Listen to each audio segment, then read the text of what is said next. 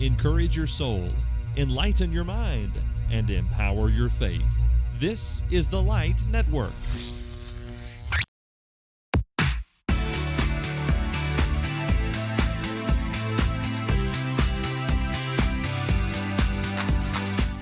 If you want to be a serious Bible student, a successful servant, and a powerful preacher, this is the podcast for you. Hello and welcome to Preachers in Training. My name is Robert Hatfield, and this is the podcast where we talk about all things preaching and ministry. Welcome to our annual Thanksgiving episode of Preachers in Training. It's that time of year again, and because this podcast releases on Thursdays, every year we have the unique opportunity to release an episode on Thanksgiving Day. Whether you're listening to this before or after or whatever, I guess you're not listening to it before because it doesn't release until the day of. Anyway, you know what I'm saying. Whether you're listening to this after the fact or on Thanksgiving Day, we just thought we would give an episode today that will lighten us a little bit, encourage us, and just help us out. We're talking about a day in the life of a preacher.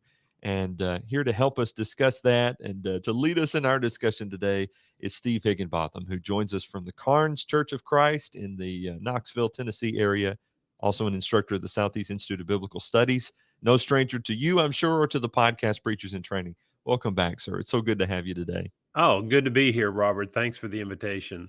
I think that it was several years ago now, maybe 5 or 6, that you did the Thanksgiving episode before. And Yeah, I believe so. we Yeah. need to put a link to that in the show notes. If memory serves, you gave us maybe 10 reasons that you're thankful to be a preacher, and that was really encouraging. Well, I haven't good. even looked that up, and that I remember that off the top of my head just because of Yeah, how that's impactful what that it was for was. me. Yeah. So I appreciate you doing that then, and I'm thankful to have you back today. Well, good to be here. You have written a book by this title or a similar one, right? A Day in the Life of a Preacher. Right. Yes. And it's a collection of your preacher stories, right? Yeah.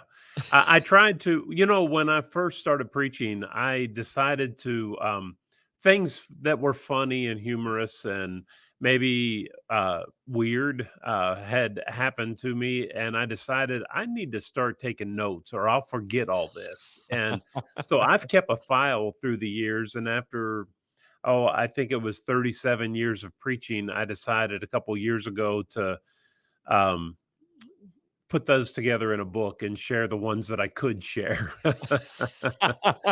Names Yeah. have been changed to protect the Yeah, innocent. And yeah. that The sort of thing. subtitle is Confessions of a Gospel Preacher, but, the title was A Day in the Life of a Preacher, and those are still available if anybody would like to get a copy. I think they'd be a great read for preachers. It's Christmas time, holiday time coming up. You Mhm. might want to give your preacher a copy if he hadn't read it, and I'm sure he can identify with a lot of it. What's the best way to order it? Do they need to send you a Well, message? we just send them out directly. So, I mean, Mhm. contacting me at higginbotham.steve@gmail.com. Okay. Maybe you can put that somewhere. Nobody will remember how to spell or know what Higginbotham. What is that? Um, Okay. We'll put that in the show notes. yeah, yeah, Yeah, we'll do that. TheLightNetwork.tv. Look for Preachers in Training, Season 14, Episode 16, and we'll put that link down there in the yeah. show notes. Good stuff. A Day in the Life of a Preacher, Confessions of a Gospel Preacher. Yes. That's great. So what we got planned? We're going to maybe share a few stories today and just sort of have a lighter episode as we talk about Yeah. the unique responsibilities that are ours and sometimes the unique situations in which we find ourselves as gospel Yeah. preachers, right? Where shall we begin today? Well, I think there's a misconception by a lot of people about preachers. They're Mm, the guys. They're stuffed suits. And they just see them in a solemn setting and where they're preaching and got their suit on and all that. But mhm. um, my life in the last 37 years has been anything but boring with reference to preaching. It has been a life of joy and humor and fear at times. But I should have known when the very first job I graduated from Freed Hardeman, and we moved to a place and we had a preacher's house right next to the church building. My wife and I, and uh, we had to light a furnace when it came wintertime, and we discovered once I had to crawl under the house.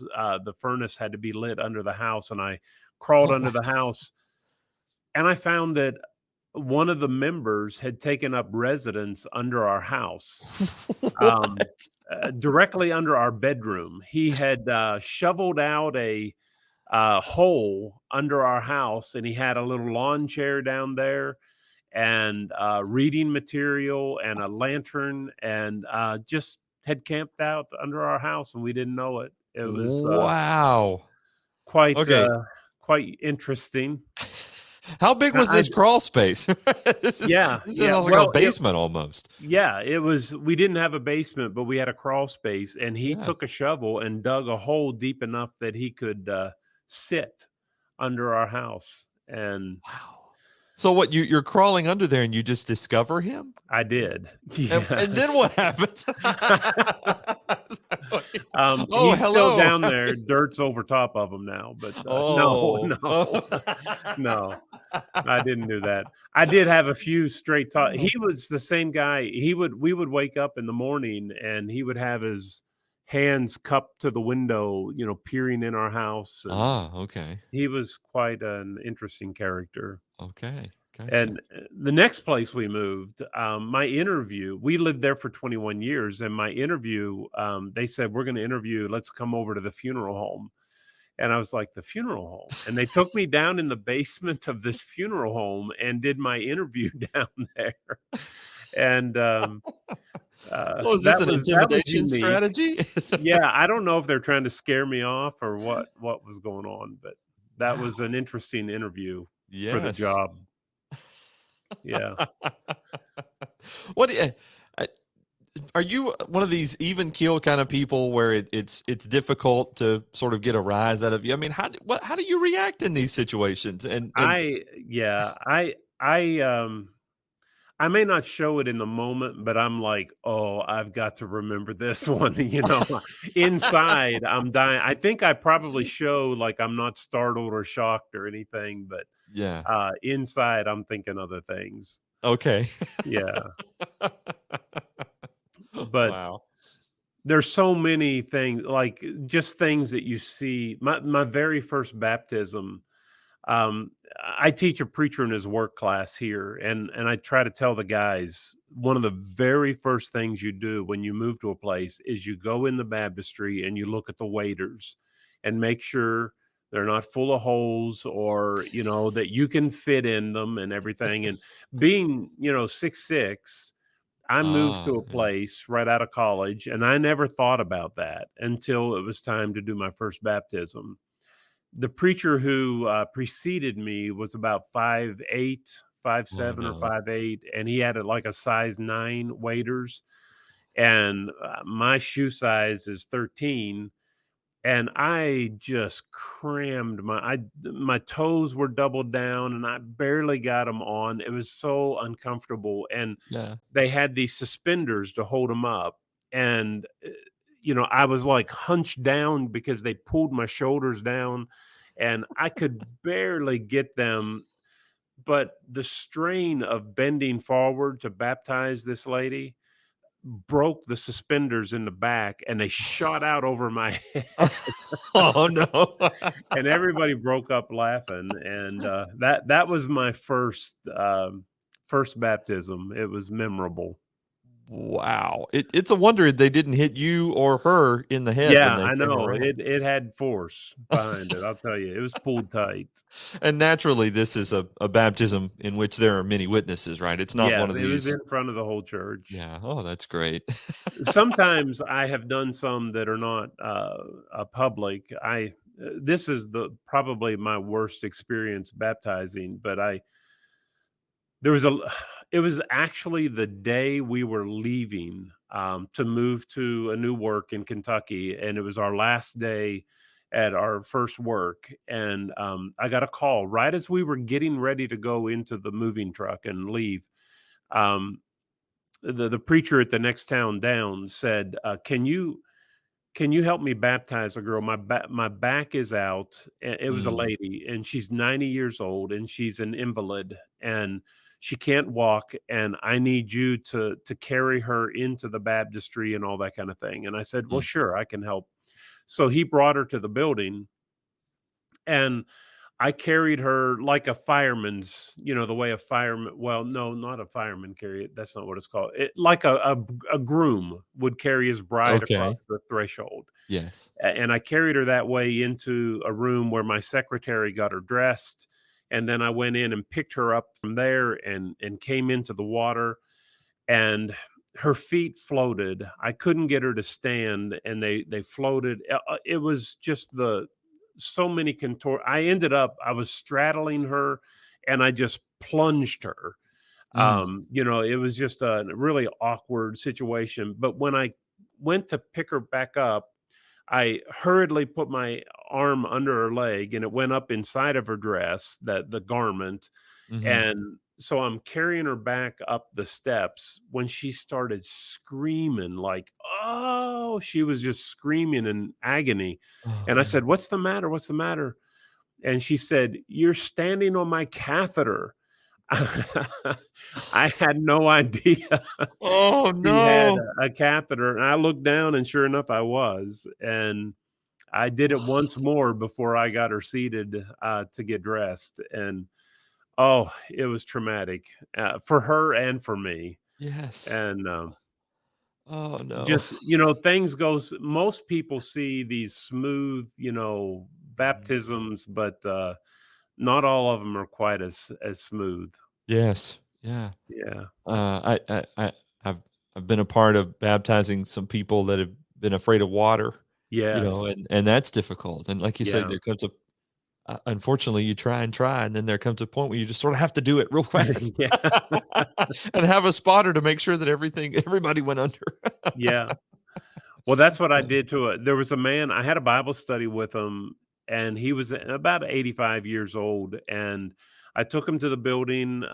He wanted to be baptized, and I showed him where to get dressed in this room, and I said, "Just holler at me when you're ready." And he said, "I'm ready." And I opened the door, and there he is. All he's wearing is an adult diaper. And I said, "Well, put some clothes on." And he said, "I don't want to put any clothes on." And so I said, "Well, there are people who walk by this building all the time, and you're going to be out in the baptistry." He said, "I don't care. That's all I'm putting on." So, you know, I went in with this guy, and we, it took, I moved him to the far side of the baptistry. And when I would lean him back, he would never let me, and he would run backwards. And we did oh, that 4 times the length of the baptistry. So finally, I said, "Well, just get on your knees mhm. and duck forward, just go down." And he would just get like basically his face under the water. And so finally, on that last one, I said, "Try one more time." And I just reached back and made this huge wave with my arms, and it enveloped him, and Yes. we got him done. But the worst part was bringing him up out of the baptistry, because he's very unsteady, and I had my Mhm. hands on his waist trying to stabilize him as he goes up the stairs, and he was about 3 steps ahead of me. But when he got out of the water, that diaper, which now weighed 70 pounds, it just dropped down, to his ankles, and and there I am holding him, and Oh, no. oh, it was Oh, it was no. awful. Yeah. Wow. Is this the reason why you have is it the preachers and his work students Yes. to Yeah. baptize you? Is this the reason why I that do, yeah. I'm probably the most baptized man in the brotherhood. I make them, all the students in the school of preaching, I have them as part of the preacher in his work class baptize me, Mhm. because you're gonna run into big people, small people, and so I figure Yeah. if they can get me down, they'll be okay. Are you trying to make yourself, like, super buoyant and things like that? So I'm very uncooperative when I okay, go. good. And they think you're just messing with them, but it's really real life experience. Yeah, yeah. In those, is it hard to regain the seriousness of that It moment in is. times like that? I mean, Yeah. how have you done that when you've been in? And obviously, right, those are the exceptions rather than the rule. Yes. But it seems like you've had your fair share of exceptional moments. Yeah. Well, I laugh later. You know, Yeah, it's too serious to make light of in the moment, but yeah. upon reflection, it's one of those things that hits you pretty funny. Well, and Um, even I'm sure somewhat embarrassing or at least sensitive for the other people too that are a part of that. oh yeah, You're stepping yeah, on my catheter, or the yeah, diaper came off or what. I mean, yeah. that's got to be difficult. How do what do you do when I mean, I guess in both of those situations, maybe you don't see them at worship, right? But what how do It's you just you just have sometimes to I move look on, the right? yeah, I look the other way. There was on one occasion we had some old timey white made out of this real heavy cloth, and Hmm. it looked like a Jesus garment, if you know what I mean. Yes. And they had it wrapped it different ways and stuff. And this woman was all by herself. It was afternoon baptism. Nobody was in the building, and she didn't know how to. I guess she thought she got it done. I wasn't in that room, obviously. And Yeah. so we got into the water. Everything came undone, and Oh no. I put her down when I baptized her, and her garment stayed on top of the water, Hmm. and it didn't cover her at all, and so I just turned the other way as she exited up the steps, and so yeah, that had to have been terribly embarrassing for her, and Hmm. I just Well, oh and it makes you thankful for the not so fashionable but very efficient baptismal garments that are available these days. yeah, yes, Yeah, just look it's the other pretty way. simple. Step into it and zip it up. Yeah, that's good stuff. Yes. Oh, wow. Okay. See, so if you're listening to this on Thanksgiving, here are some things you can be thankful for. This That's has right. never That happened I to me. didn't baptize you. I'm That's like right. Paul. Yeah. Oh, that's Oh, pretty good. and then, with those type of things, you also have things that happen that are, dangerous. People don't think of a preacher's job as being edgy, but you Mm, run into a lot of disturbed people and a lot of people that are angry about what you have to say.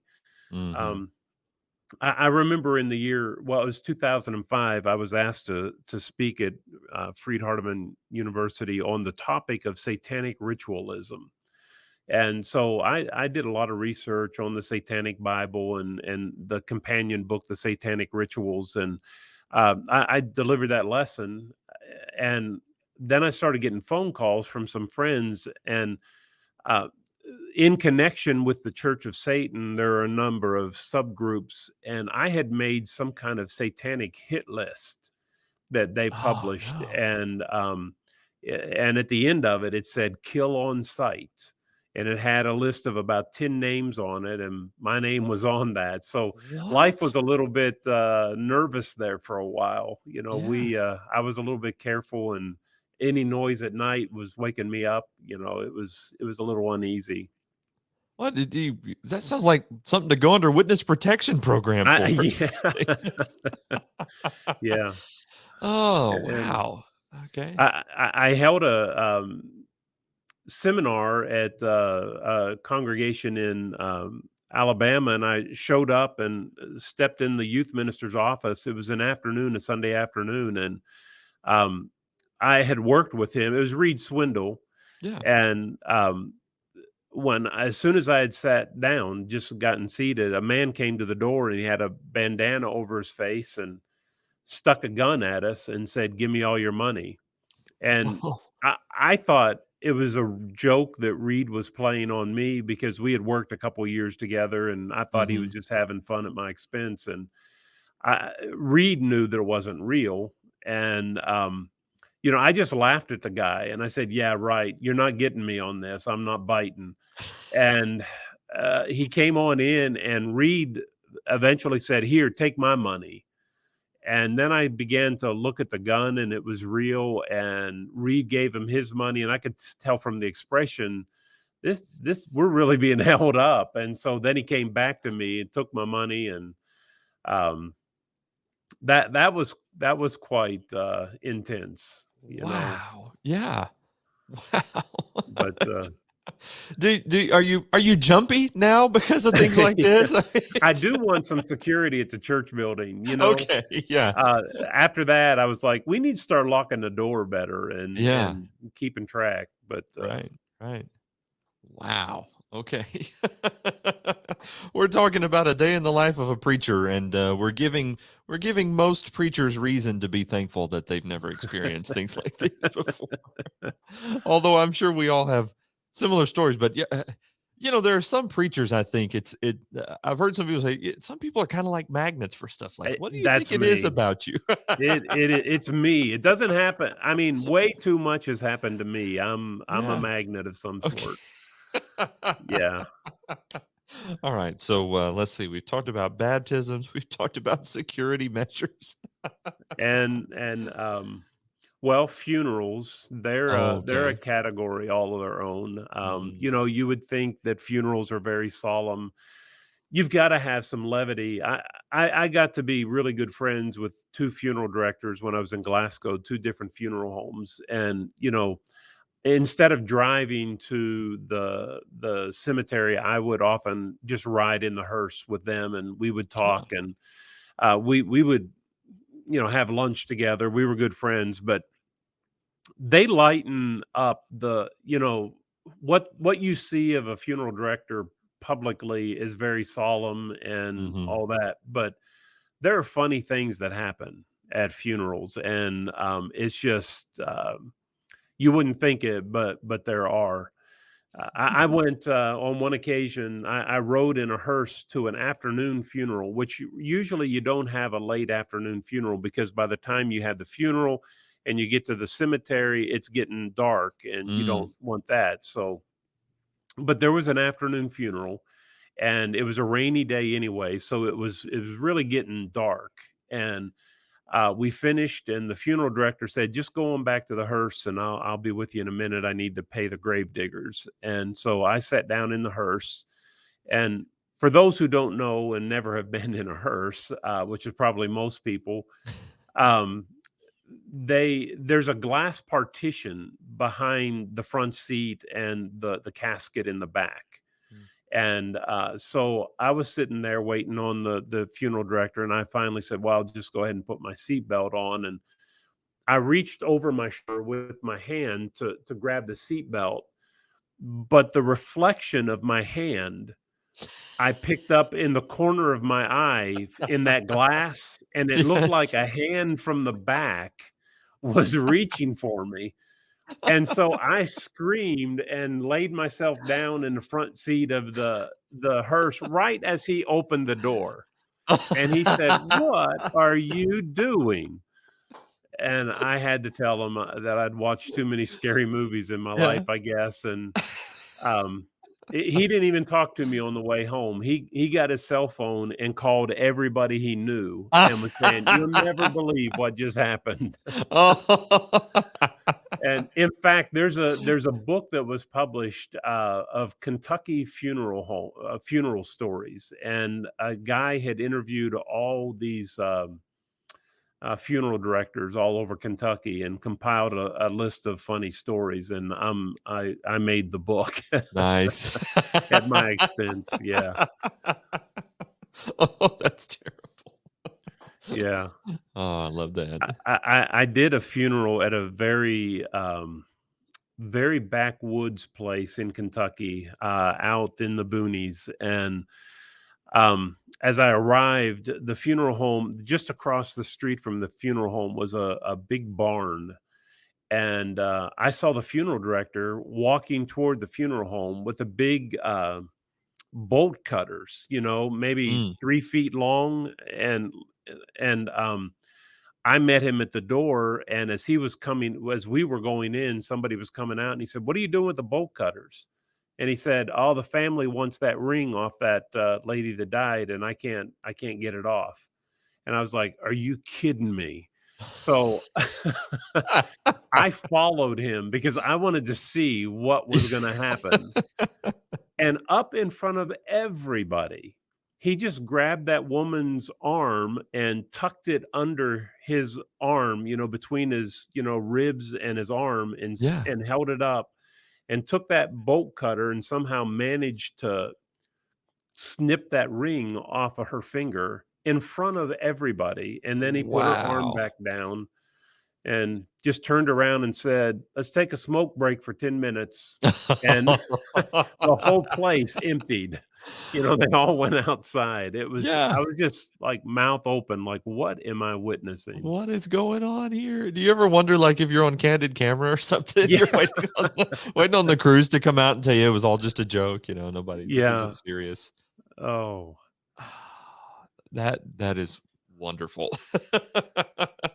All right, A Day in the Life of a Preacher, Confessions of a Gospel Preacher. These are, I assume all of these stories are included in the book, right? they are. They are. And Along a with whole so lot many more. more. Yeah. Yeah. I have a section on like preaching things that happened, a Yeah. section on what happened in visitation and, Mhm. when you go to people's homes and visit and gospel meetings, visiting. And, people often ask, would you rather stay in a hotel or in somebody's home? Back when I was Mhm. growing up, my dad was a preacher and we had the room upstairs in our house that was the preacher's room. That's what we called it. We kept all the preachers in our house. And but that has changed, and I'm really kind of thankful. I mean, I enjoy visiting with people, but you just don't know. It's Yes. a flip of a coin, and sometimes it's quite uncomfortable. And well, I remember one occasion I was at a place, and I sat down by the matriarch of that family, and she had dementia, and so when it came time, we were all sitting at the table to have meal that day.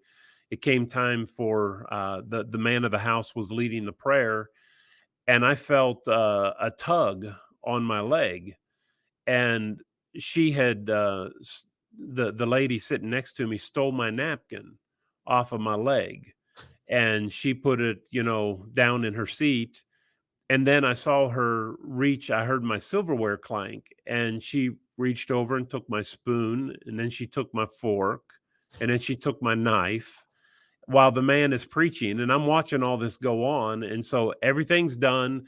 It's time to eat. They're passing the food, and I'm putting food on my plate, and everybody begins to eat. And like, I don't want to say, your mother just stole my silverware, you know. And so I just like I sat there for a while, and finally someone said, "Well, he's not eating. He doesn't even have any silverware." And so the wife apologized, and she went in and got me some. And her mother had that satisfied look sitting next to me. I don't know if she was collecting it upstairs or what, but In the that was kind world? of awkward. You never got any clarification on that? That just a No, thing that no, happened and then it she was over? just yeah, she had dementia and she wanted it. So Oh, yeah. Oh, wow. Okay, alright. I yeah. missed the detail about her having Yeah, dementia. yes, Okay. yeah, Alright, that makes sense now. That makes me feel a little better. yeah. I was holding a meeting in Ohio on one occasion, and there was I was standing at the door greeting people as they came in, and this woman said, "Who are you?" And I said, "I'm Steve Higginbotham. I'm the speaker for tonight." And she said, "No, you're not." And I said, "Yeah." And she said, "You are not Steve Higginbotham." And I said, "Well, I'm pretty sure I am." And she said, "He's older than you and a lot shorter." And I said, "Oh, I bet you're talking about my dad, Frank Higginbotham." Yeah. And she said, "Oh, that's it." And then she just turned around to her husband and said, "Honey, this isn't Frank. Do we want to go home?" And so they were making a decision whether to stay and listen to me or go home. And And you're just standing there the whole time. yeah, That's it was still awkward. here. Yeah. Uh, Uh, is there ever a time when things like this just get to feeling uphill to you or discouraging even? I mean, you laugh about it and you say you can laugh about it later. In the moment, maybe you're thinking a wide variety of things, but I'm just thinking about the variety of things you've discussed here. I mean, have you ever gotten discouraged because of some It of these incidents? really it hasn't. I just take it in stride. Yeah, If you're a greeter at Walmart, you have issues, that's right. Yeah. and that's one of the things I try to impress upon the preaching students. I see a lot of guys have some conflict and they're ready to leave the ministry and Hmm. just bail because they're not treated right by somebody. Well, listen, if you think that you can leave preaching and start doing something else and be treated any better, you're short-sighted. Yeah. Every every occupation has its hazards. And if you're going to deal with people, you're going to deal with problems. And so I want myself included and those that I teach in the school of preaching, I want them to have that mindset of the it was discussed in Job chapter 1, will a man serve God for nothing? Mm. And I wanna be able whether I get rewarded, patted on the back, remembered, my name in the bulletin or not, or criticized or ignored, whatever, it doesn't matter. I'm going to do what I need to do to serve the Lord, and how people react to me should not impact what I've chosen to do with my life. Mm. Hmm. By and large, people don't mean it the way that often it comes across, right? Absolutely. Yeah. But I mean, in the last year, of course, you may know that I was diagnosed with stage 4 cancer about a yeah, year ago, and I'm doing really well. great. The MD Anderson, actually, the last visit, the doctor said there are still 4 spots, but I think they're just dead. They're dead tumors, and if that's the case, I could be cancer free at this point right now. Wow. But Wow. and I credit that to a lot of prayers. There's so many people that have been praying, and I appreciate everybody that has. But um, the I forget what we were talking about. We were talking about discouragement and you take it in stride and people don't mean it Yeah, oh, yeah, like it often yes, comes that's across. it. I got sidelined, but, with that and telling people in the announcement that I have cancer, I had people coming up to me like, I had a note from somebody that said, "Oh, I'm so sorry to hear of your impending death," and, comments like that, and, Oh no. "You look just like my brother did right before he died," and Oh no. I Yeah. know that their intentions were good, Yes. and they took the time to reach out to me, and so I can dismiss the clumsiness of what they were trying to do. I Hmm. understand. So yeah, there's a lot of stuff that has happened. Some of it is insulting and so forth, but it doesn't move me. Mm. I understand that sometimes people are having bad days and sometimes they just don't have good judgment and sometimes that person's me.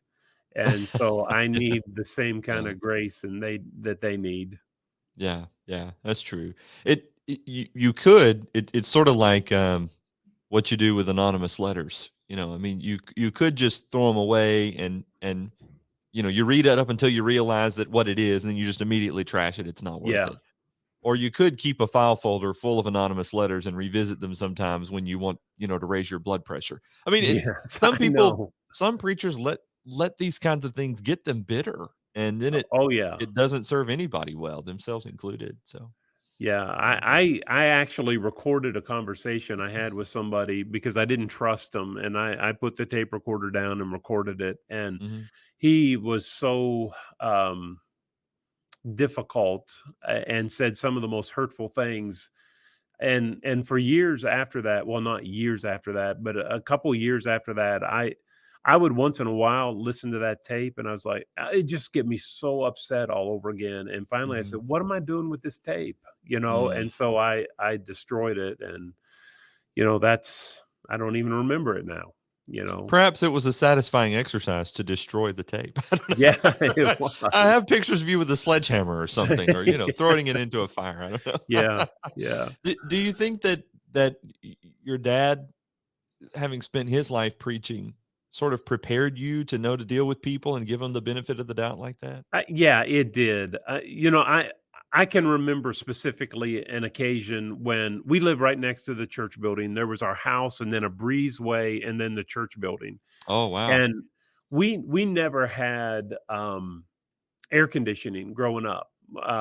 When I got in high school, we had central air, and Mm, I guess it wasn't terribly bad. We lived up north, and so it wasn't extremely hot. But I remember it being really hot, in the house, and so we had these new window units, and I thought, man, this is the greatest thing. And so it was a Sunday morning and I was going to church, walked out, and as I walked out, there was a member. They would cut through our breezeway to go to church, and he said, "Hey, has your dad already left for church?" And I said, "No, he's in the house." And he said, "Would you get him for me?"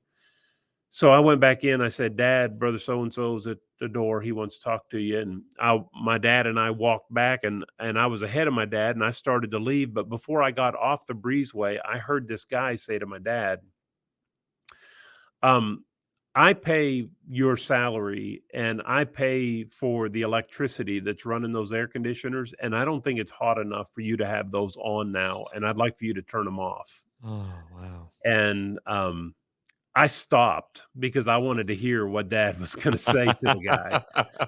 And he just said, "I appreciate your opinion." And he said, "I've got to get ready for services."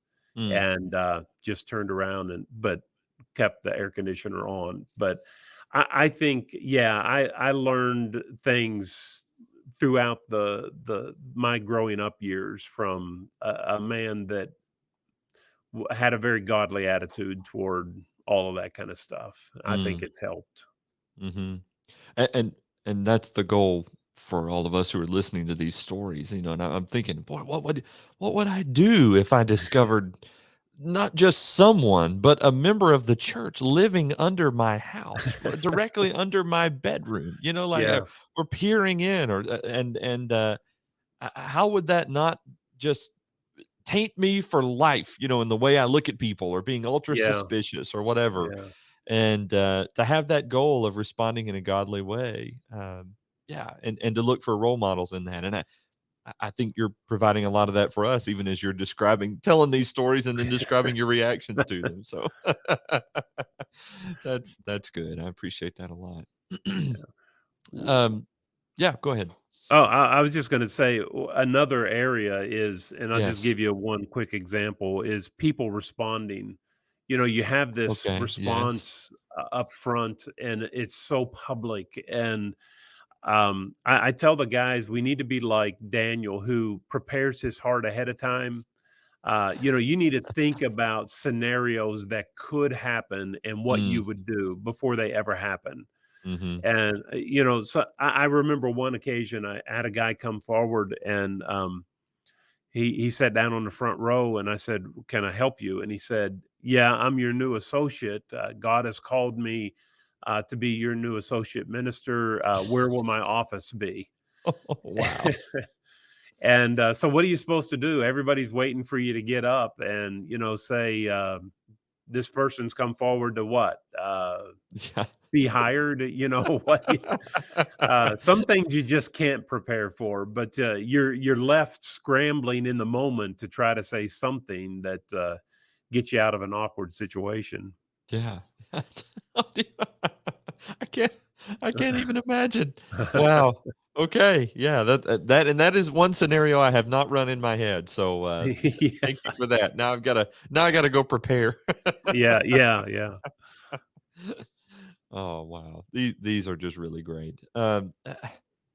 Ministry provides us with unique opportunities, It and, does. I think about I wonder what it was like. I mean, we read the gospel accounts, and you think about a day in the life of Jesus's ministry, and I mean, you never know what lady's going to be touching his garment, or what demon possessed man that's left out to Yeah, roam among the graveyard that he's gonna encounter. And obviously the miraculous ability no doubt helped, and Jesus knowing maybe the way that all things were going to turn out. But at the same time, there was compassion, there was patience, there was a willingness to just stop and give these people attention. There was at the same time wisdom in dealing with his enemies and those who were hostile Yeah. toward him, and all Yeah. of that. And there's just I think about things like that, and I think, there's so much work I need to do on myself, but then B, just to have the opportunity to interact Yeah. with people and try and share that Savior with them, if in no other way than through my actions, is a real privilege, and something I Yeah. hope I can reinvest in as I'm thinking about the new year and even before that, but goals that I want to have for myself. Yeah. Yeah. There's well, and I've said this before, but having my dad as a role model for me, people will say, "Well, you were going to be a preacher. I'm sure your dad drilled that into you and all that." And I cannot remember a single conversation where my dad said, "You're going to be a preacher." When you grow up, I don't remember that, but that's not to say he didn't influence me. And Mhm. I have a distinct memory when I was about 9 or 10 years old. We were stopped at a traffic light, and there was a house just off the street there, and there were some children playing in the yard, and they didn't have clothes on. I mean, they had Mm. just minimal there, and the grass was just dirt and muddy because it was wet, and the house had both door you could see straight through the front to the back. It was dilapidated, and there's Oh. no supervision of these little children, and they're right there on the main drag. And I remember saying to my dad, "Man, I feel so bad for those kids." And dad said, "Well, you know what? That may be the best they ever know if somebody doesn't take the gospel to them." Mm. And I've never been able to shake that. I'm 59 years old now, and I still remember the impact that statement had on me. Mm. Um, you know, I've heard it said that earth is the closest thing to hell that a Christian will ever experience, Oh, wow. and heaven or earth is the best thing that some people will ever experience. Mm. And that kind of drives me and motivates me, because this world, with all of its troubles and heartaches, and if this is the best and Yeah. then it only gets worse, I don't want people to experience that. Mm. Mm. Yeah. Wow. Good points. Let me take a break and let people know how they can get in touch with us at Preachers in Training, and then maybe Okay. some parting words, or if you want to offer some encouragement on this Thanksgiving Yeah. episode of Preachers in Training. We are so grateful that you are listening to season 14, episode 16. And here we are, the end of November. And before long, the Lord willing, we'll be starting season 15 as we enter 2022. We want to know your episode ideas, what you would like to hear from us. Preachers at thelightnetwork.tv is the email address to which you could submit ideas, guest ideas, any of the above. We are really, really blessed that the majority of the episodes that we produce here on Preachers in Training are really ideas from you who listen. And so we're grateful for that. Our website is thelightnetwork.tv, and there you can find episode archives of every episode of Preachers in Training. There are several hundred of them now.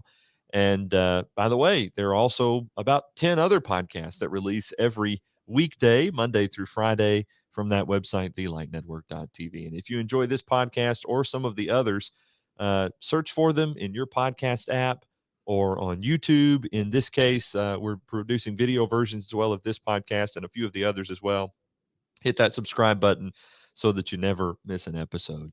And we love for people to be a part of the Facebook group. If you're on Facebook, just in the search bar, type in Preachers in Training, and or whatever they're calling Facebook these days. Okay, but anyway, type in Preachers in Training. You'll find a closed group there, and you can be entered into that group just by asking to welcome in. We would love to welcome you into that, and we try and keep our conversations really around preaching and ministry. We work really hard to keep it really focused there, and oftentimes we're swapping book recommendations, sermon ideas, or any of the above in that group. And so we invite you to be a part of that as well. Just search for Preachers in Training. Brother Steve Higginbotham joins us once again from the Knoxville, Tennessee area. And I know if you're ever in East Tennessee and finding your way around there, I know they'd love to have you at the Carnes congregation. I have really enjoyed hearing these stories. And by the way, remember, if you are interested in ordering a copy of the book, A Day in the Life of a Preacher, Confessions of a Gospel Preacher, we've got it in the show notes, the email address to which you can inquire about ordering a copy. And I know that they'll be happy to help you in that way too. Yeah. Well, as we close things down today, what do we need to say to these people who are listening to us? Well, I would just the goal of writing that book was to give people a better perspective. Preachers are normal people. Preachers are people too, if you will. And it's not all stuffy, and it's there's a lot of laughter and a lot of joy. And my journey has been, I've said 100 times, if I had 1,000 lifetimes to live, I think I would do every single one of them with what I'm doing. I love my job. I love getting up in the morning, and sometimes it's hard for me to go home at the end of the day because I'm not finished, and I love what I do. And sometimes people make fun of preaching, and they have this, you've probably heard the banter, what a job, one day a week, That's right. and they do all that about how easy preaching is. I tell the students here, don't argue with them, agree. I don't know of an easier job than preaching, because my job is to go around bragging on Jesus. And how hard can that be? Yeah. And if you respond to people that way, there's no comeback to that. I mean, what are they going to say? So, right. Just embrace it. I love my job. It's an easy job in that I get to share good news, and that's pretty easy. Now, I don't want to undermine the complexities of preaching and the difficulties, but it's something that you can do if you set your mind to it, and have that mindset of, I'm going to serve God for nothing, because it's right, and I don't need to be rewarded. I just want to do it because it's right, and that'll sustain you in the difficult times. Oh, and a little laughter will go a long way with that Oh, too, yeah, right? absolutely. Those keep you going too. Thank you, brother, for your time today and for sharing these stories. And we appreciate you so much. And I'm thankful that you included an update about your health. I was going to ask about that as well. And Yeah, so glad that you're doing so well. That's I wonderful. appreciate that. And we appreciate you for being a part of this episode of Preachers in Training as well. Hope you're having a wonderful Thanksgiving season. We are thankful for you, and thankful for your continued listening to this podcast as well, and are prayerful that it can continue to be a blessing to you. I know it's a blessing to me to get to sit in this chair and ask questions and listen to the stories and all of that. And I'm thankful that other people find it helpful too. Hey, until next time, thanks for being with us. Let's go preach the word.